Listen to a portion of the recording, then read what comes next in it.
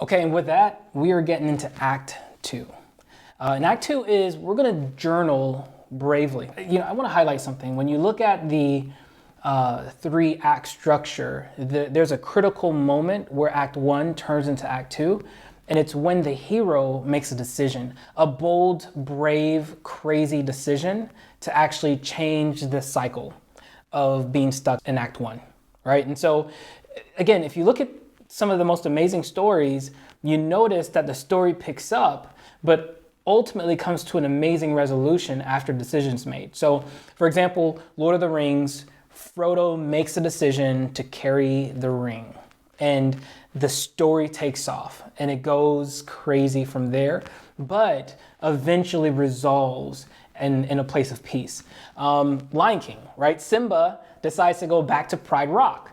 At some point, he has to fight his uncle in a fire, but it brings resolution to Simba's life as well as, the world in that part of Pride Rock. What's crazy is seemingly impossible things were done just because a decision was made to welcome just a little bit more attention.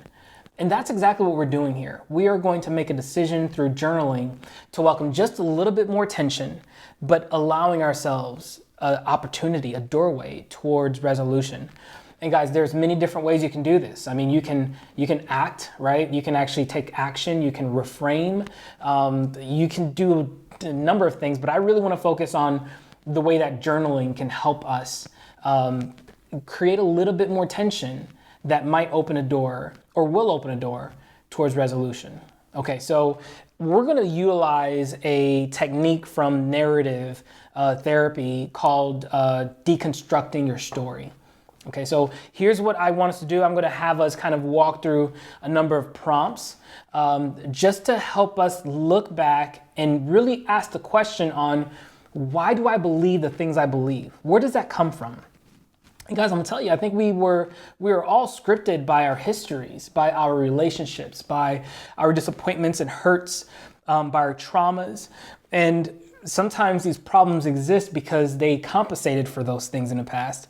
But journaling allows us to kind of put everything back on trial and assess its value in our lives up to that point. So here, I want us to ask a couple questions while we think through deconstructing our story. So one, I want you to take a look at the problem. All right, and for me it was them, right? That was the name of my villain. And I want you to ask, where does your definition of this problem come from? How has that been informed by your world, your upbringing, your society, history? Let's take a moment and ask that question. I want you to also ask the question of, when was the last time I functioned or lived and this problem wasn't present? This problem wasn't a part of my life.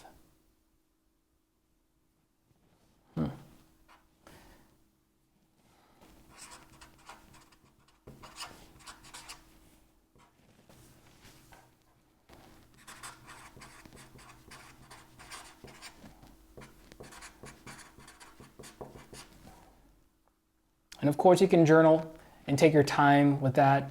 But here's another question I want to add on top of that, is I really want you to consider, where now in your life does a problem have no hold on you, where it doesn't exist, where it has no power over what you think, how you behave, how you act. And I just want you to notice the moments or the little fragments of time where you're able to walk without that problem, where it doesn't have an influence over you.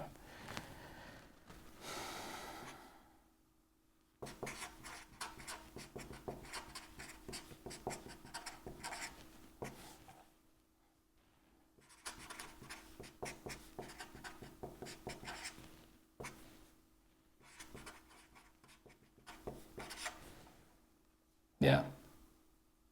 Good. You all have done an amazing job, and here's what I want us to do. Go ahead and grab your 3-act structure. And here's what I want you to write is, how does how does this activity change your perception of the problem? How does it change the perception of you? And I want you to, inside of this second act, write what you're noticing about how you're believing these things differently. What kind of insights come up to you as you're journaling this and thinking through this? Okay, let's take a moment, just write that.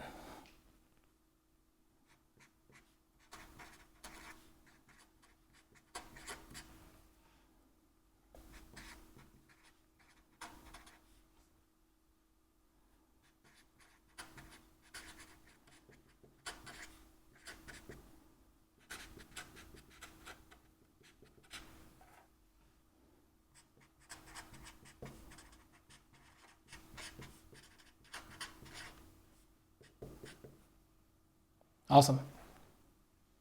Good. Well, we are moving our way towards resolution. We're going to be walking into act number 3 in this final lesson, and where we're going to tell our story and celebrate what we're noticing in these moments. All right. So I look forward to seeing you there. See you there in a second.